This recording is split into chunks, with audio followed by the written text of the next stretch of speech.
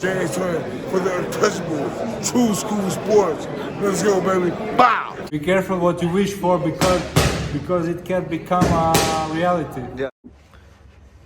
The untouchable True School Sports Empire proudly presents something the boxing game's missing. Hey, what's going on? It's your boy BT, and I came here to talk some boxing with the thousands of True School Sports subscribers.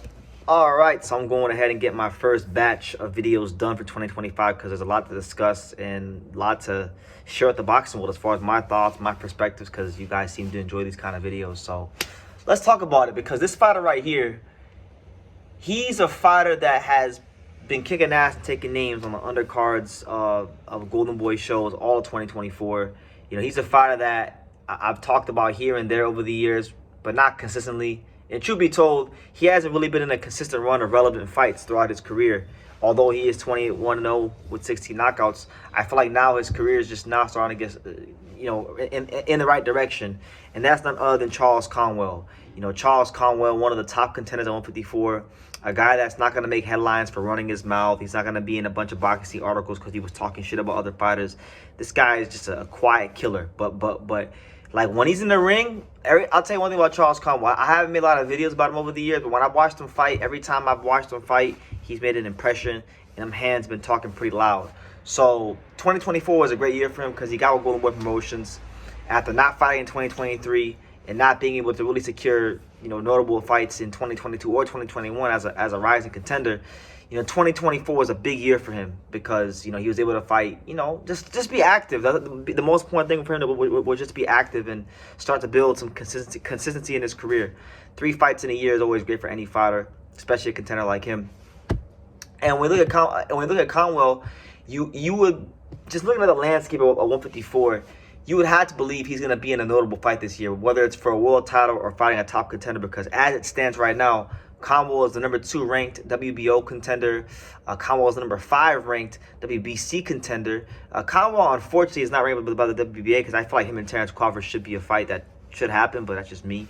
And then in the IBF, Conwell is ranked number 14. So he's knocking on the door of a lot of potential fights. I think the route, I'm not sure what his management team is going to do, what Golden Boy is going to do. I would like to believe that they're going to try to go maybe the WBO route, but I don't know because they got Fundora as the champion. Fundora is a champion in both the WBO and the WBC, so maybe it's going to be difficult.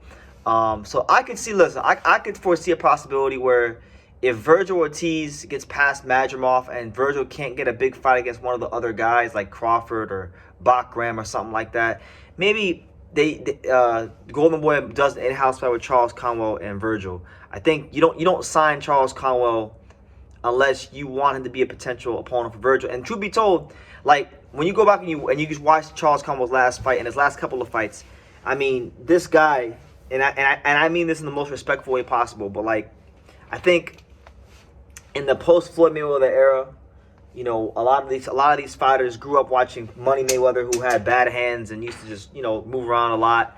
And a lot of times, when we look at these fighters like Richard Hitchens, Devin Haney, Shakur Stevenson, it's like they're very negative fighters, and they took only parts of Floyd and some things he said, and they applied it to their style. And it's this risk-averse, safety-first attitude, this negative style. It's defense that takes away from offense, and sometimes it just makes for really terrible fights. Let's just be honest. Let's just be frank here on True School Sports. But Charles Conwell, he fights in an aggressive yet defensively responsible way that Black American fighters used to fight like more consistently, like guys like Marlon Stalin and guys like, just them fighters back in the day that had defensive skills, but were also aggressive and trying to knock your freaking head off. So he's one of those guys that takes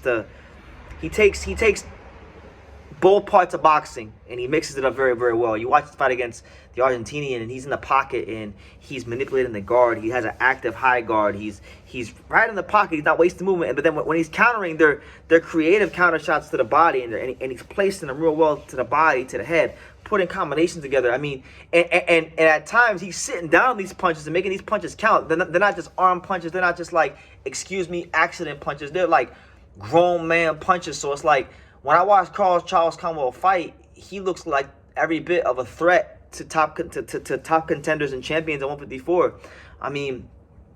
For example, right? I'm sitting here and I'm staring at the WBO rankings, right? And I'm looking at Charles Conwell number 2, and I'm looking at Xander Zayas number 1. Now, I know Xander Zayas has a great manager behind him, Peter Khan. Peter Khan knows a lot about boxing. He's built champions. He's the guy that made George Kambosos Jr. a multimillionaire and really positioned him for the career he's had, right? So he knows what he's doing when it comes to managing fighters. And Xander is looking at world title fights. But my thing is like, if you were to hypothetically match up a guy like Xander Zayas and Charles Conwell, I would give Charles Conwell a really good chance in that fight because Xander has shown defensive lapses. He's very aggressive.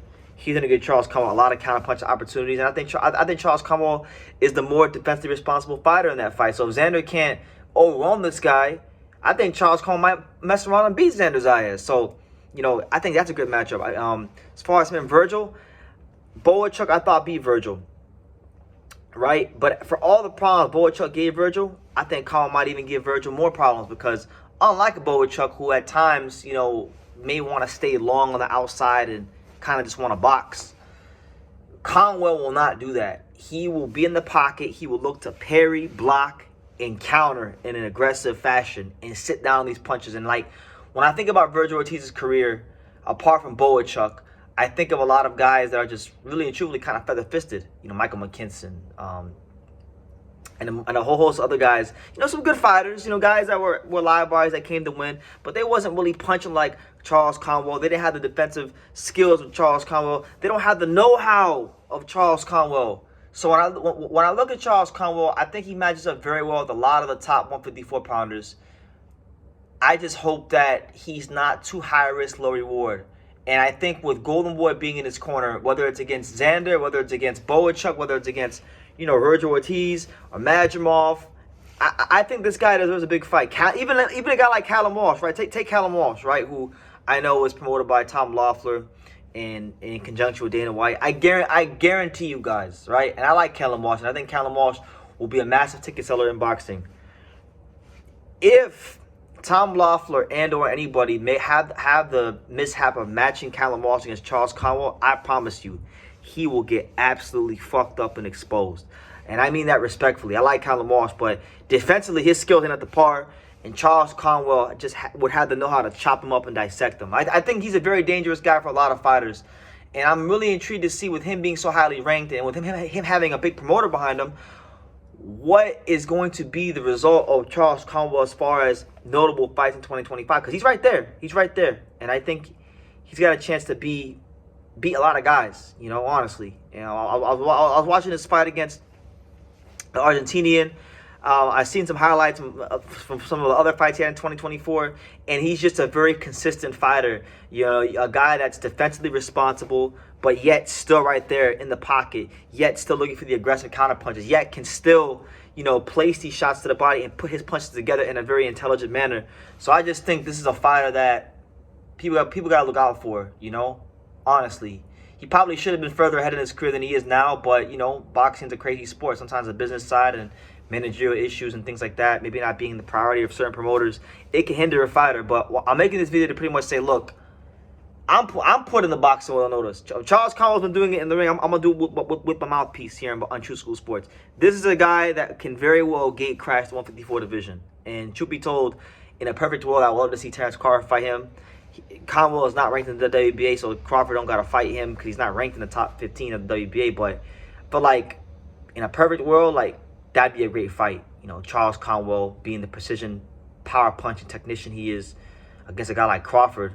You know, I think that'd be amazing because Crawford was able to out-hustle a guy like Madrimov because Madrimov want to do that Uzbek shit and just kind of like bounce on his toes and do good boxing. Charles Conwell wouldn't allow a guy like Crawford to out-hustle him. Charles Conwell would have been trying to punch Terrence Crawford's freaking head off of his shoulders, and he's actually a 154-pounder. So I think that would have been a great fight, but it's just not a fight that landscape-wise I can't see happening. But I like to see that fight. But yeah, anyway, those are my thoughts on Charles Conwell. I just wanted to make a concerted effort to cover him because I feel like he's been doing a great job kicking ass, taking names. And on True School Sports, if you're doing your job in the ring, you're kicking ass and you're taking names and you're relevant in these weight classes like Charles Conwell is, then you deserve to be covered. You deserve videos, right? So, you know, shout out to Charles Conwell. Looking forward to see what happens for him in 2025. And yeah, Let me know what you guys think. What do you guys think about Charles Conwell? And who do you want to see him get matched up with? Do you want to see Vergil? Do you want to see him up against, a guy like maybe like a Madrimov or a Boachuk or Xander Zayas or Josh Kelly? Who Callum Walsh? Who's a guy that you guys think realistically Charles Conwell can match up with, and how do you guys think he does against these guys at 54?